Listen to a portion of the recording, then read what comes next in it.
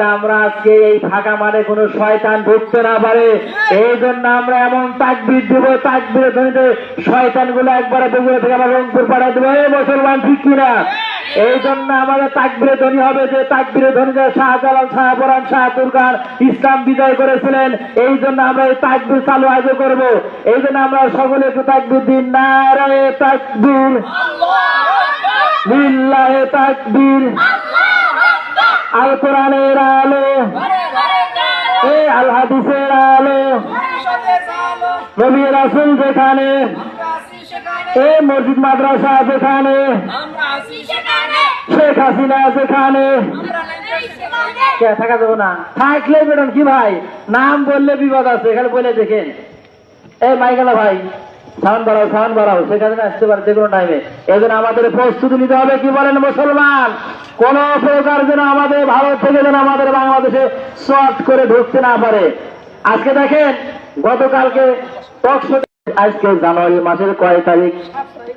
7ই জানুয়ারি। আজকে গত বছর এই 7ই জানুয়ারি বাংলাদেশে ভোট হয়েছিল কি হয় নাই ভাই? 24 সালে শেখ হাসিনা ভোট করেছিলেন, 1 বছর পূর্তি হয়েছে, উনি থাকতে পারেন নাই। উনি চিন্তা করেছিলেন 41-এর আগে কোনো কথাই নাই, অথচ 1 বছর পূর্তি হয়েছে, আরো 4 বছর বাকি আছে। আগস্টের ভিতরে বিদায় হয়েছে কি হয় নাই?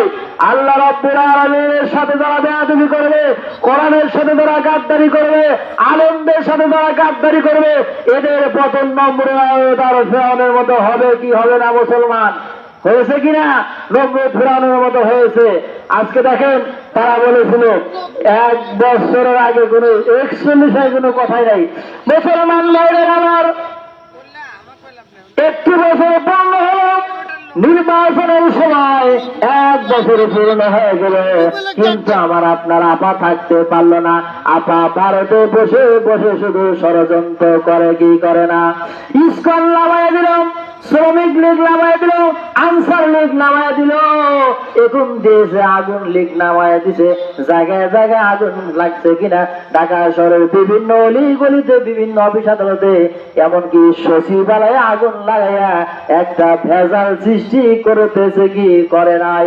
আমার ভাইরা, আমাদের সজাগ থাকতে হবে, আলেমদের ঐক্য করে তুলতে হবে। আলেমরা যদি ঐক্য করে তুলতে পারে, বাংলার জমিনে আল্লাহ পাকের বিধান কায়েম হবে। কোন জালেম যেন আর ক্ষমতার মসনদে বসতে না পারে। জোরে জোরে বলেন ঠিক কিনা? আমরা আগামীতে ঐক্যবদ্ধ থাকবো। সমস্ত কুবেলা কি সর্বনাই, কি জামাত ইসলামী, কি এবাদত, কি কমি, আমরা ভেদাভেদ বলে ঐক্যবদ্ধ ভাবে গড়ে তুলবো। আমরা শক্ত মজবুত ভাবে ভিত গড়ে তুলবো। কোন জালেম যেন আর বাংলার জমিনে এসে ক্ষমতা দখল করতে না পারে। কি বলেন মুসলমান ঠিক কিনা? এই বাংলাদেশ হলো আলেমদের দেশ। এই বাংলাদেশ থেকে কোরআনের আয়োজন হবে, কোরআনের বিধান চালু হবে, সংসদ থেকে কোরআনের কথাগুলো হবে। আমরা এগুলো চাই কি চাই না? মুসলমান মুসলমান ভাইরা আমার, আল্লাহ নবীর বিশিষ্ট আসহাবে সুফার ভিতরে বসতে দাও, খাইতে দাও, তাকে পোশাক গুলো পরায় দাও, আর তাকে কোরআনুল কারীম গুলো তাকে শিখাইয়া দাও। আমার ভাইরা, কোরআনুল কারীম শিখানোর জন্য যখন কথাগুলো বলতেছিলেন, আব্দুল যত জোরে জোরে কোরআন তেলাওয়াত করে, তার কোরআন শরীফে তেলাওয়াতের আওয়াজের কারণে তার অন্যান্য সাহাবীদের কষ্ট হয়ে যায়, অসুবিধা হয়ে যায়।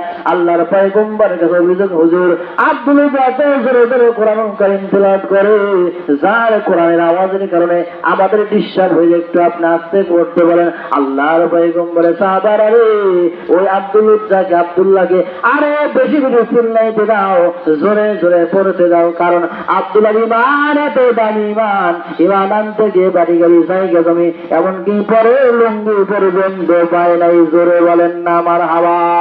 আজকে আমাদের বাংলাদেশে কিছু কিছু আলেম বেরোয়েছে, ডক্টর মিজানুর রহমান আজহারির কথা নিয়ে চুলকানি আছে কিনা? এত বড় আলেম কথা বলতে সুন্নিরা, তাহরির গোষ্ঠীরা চুলকানি শুরু হয়ে গেছে। এই ভুল, ও ভুল, তা ভুল। আসলে আল্লামা সাইদি বলেছিলেন, আমি সাইদের আকর্ষণে মানুষ আসে না, আসে আল্লাহর কোরআনে আকর্ষণে। আল্লামা সাইদি আজকে 13টি বছর জেলখানায় ছিল। যদি কোরআনের ময়দানে আসতো, 4 বছর পর আজহারি আসার কারণে লক্ষ লক্ষ মানুষ হচ্ছে। আল্লামা সাইদি যদি কোরআনের ময়দানে আসতো, কোটি কোটি লোক হতো কি হতো না মুসলমান। এই জন্য যতই ষড়যন্ত্র করুক না কেন কোনো লাভ হবে না। আল্লাহ রাব্বুল আলামিন আমাদের সকলকে কোরআনের হক কথাগুলো মানুষের দ্বারে দ্বারে বলার তৌফিক দান করুক।